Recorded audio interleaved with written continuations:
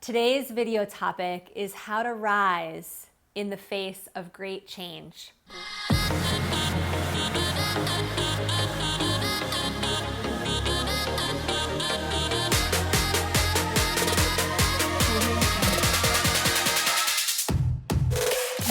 And I don't know about you, but there's been some major changes going on over here. And I'm curious, what's been going on for you? What has had to change? Have you had to surrender? Have you had to let go? Have you had to release anger? Have you had to release some pretty big expectations about plans you made that are completely upside down? If you've been going through anything like what my community's been going through, it's been a wake-up call. It's been a wake-up call for the entire conscious community.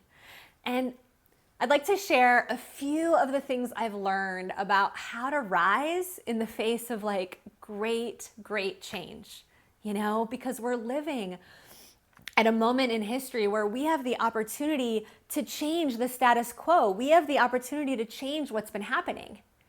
But we also have to learn to let go of what was. So whatever you've been doing, whatever you've been planning, it may be upside down. I know for me, if any of you that have been tracking me in the last 6 weeks, I sort of feel like I've had 2 entrepreneurial miscarriages. Like for real, A month and a half ago, my biggest event of my entire career was canceled. 2 days before the event was supposed to take place, over 700 women were supposed to fly in from all over the globe. We had 2 days to take that event online, and I worked through the night and we rocked that event. And a few weeks later, this is the part some of you might not know, we were meant to come out with a big online training called Rock Your Tribe. We've been using the Rock Your Tribe language for years with great success. Thousands of women have been through our course. And we realized, in the face of everything that's going on, it didn't feel appropriate to use the word tribe. We wanted to honor indigenous cultures, ethnic backgrounds. We wanted to honor it all by using the language that was as politically correct as possible. But what happened was we spent over 100 hours making videos and marketing materials and thousands of dollars going all in on this launch called Rock Your Tribe. And as I was heading in to a 3-day virtual event for my high-level clients, first virtual event I've ever done for them, it was that morning that my team came to me and said, I think we need to pull the trigger and cancel this launch. And it was like, do you know what I mean? Has this happened to you where all of your energy is going in a certain direction and then it's just like, boom. This is part of the freaking journey. Are you with me in this? This is a real part of what's happening right now. Things are getting moved around. We have to learn to more quickly. I had to learn in that moment. I'm going to stay with the vulnerability. I had to learn in that moment to quickly let go of hundreds of hours of work, thousands of dollars, and I've been working harder than I've ever worked in my whole life with all the pivots, all the changes that have happened with virtual events, right? And not being able to speak live and supporting all my clients to make sure they're successful. And I was so humbled. I was brought to my knees. And I know that this is like a highly affluent problem, right? But I hadn't had a day off in a couple of months and I couldn't even think clearly. And last weekend, I decided to literally let myself go all the way into the anger, the frustration, and the grief of that which I had birthed that didn't get to take place. And it wasn't just these 2 events that I had put together. It was relationships with people that I haven't gotten to hug in weeks. It was the devastation and the frustration of a planet that has not yet woken up to what it really means to create an equal and just society. And there was so much to feel inside of me because of all the hours I've logged at the computer. It was just like time for a big fat processing session with Sage. This is what has to happen. Are you with me? It's like we have to be willing, I have to be willing to stop and feel and get current with what is. And so I'd like to introduce 3 keys, like 3 things that I've been doing to keep rising in the face of so many changes, so many pivots, so many hours on the computer, so many pivots. My team's been calling me the queen of pivots.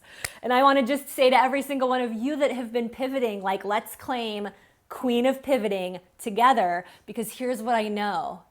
The more you're willing to let go and pivot and match what's being asked of you now, the universe is asking something new of you that it wasn't asking before. What is it? And if you're not in touch with it, I could totally relate to what it's like to not be in touch with it. If you're not in touch with it, stay with me. I'm gonna give you 3 steps. But for me, Saturday morning rolls around, I should be on the computer working, I can't get myself to sit in front of the freaking computer, so I roll around on the floor for longer than I feel proud to admit, crying and growling. I finally did a release ceremony. This is step 1. You guys, step 1 is to let go to grow. We have to learn to let go. I don't know about you, but I was never taught to surrender. I was never taught to let go. I'm one of those little fighters, right? Like everybody in my life, my mom, my dad, like people in my life, like they never modeled to me like graceful surrender. Do you know what I mean? They just get cranky and crabby and start, throwing shit, right? So I take the time to feel. We have to feel it to heal it. I actually asked for help. I realized that some of the grief and some of the sadness that I had to go into didn't feel totally safe to do alone. So I got on the phone and I had to call 3 people before somebody actually was available. And I actually ended up going over to my friend Melanie's house. She's like, yeah, come over right now. I'll hold space for whatever you need. And I freaking let it rip, man. I walked in her living room. I'm like, okay, this is my time. Are you sure you have? I checked in. Are you sure you have space for this? She's like, yeah. And I went for it. I was like, and my event got canceled. And then my whole launch got canceled. And I spent hundreds of hours on marketing materials and videos. And I wanted to help people rock their tribe. And I know don't want to use that word right now. And I was like, poor me. Like I went all the way in. Because I had to freaking clear the energy, because I know this is a highly affluent problem, like highly affluent problem. I'm very lucky and blessed to have a business at all to show up for right now. But hear what I'm saying. We have to let go to grow. And then I did a little ceremony. I got a rock. I wrote down my live event and my Rock Your Tribe launch on the rock. I went in my backyard and I buried it. By the time I was done with all that, I was like, okay, I think I could put on some big girl panties and sit down at the computer and see what wants to happen. And what wanted to happen was pretty darn exciting. Like my whole new launch started coming out of me and I can't wait to tell you about it. But I tell you that because the second step of this process I've been playing with myself is to change your behavior, to change your attitude, rather than the other way around. So write this down. A lot of people think they have to change their attitude so that they can change their behavior.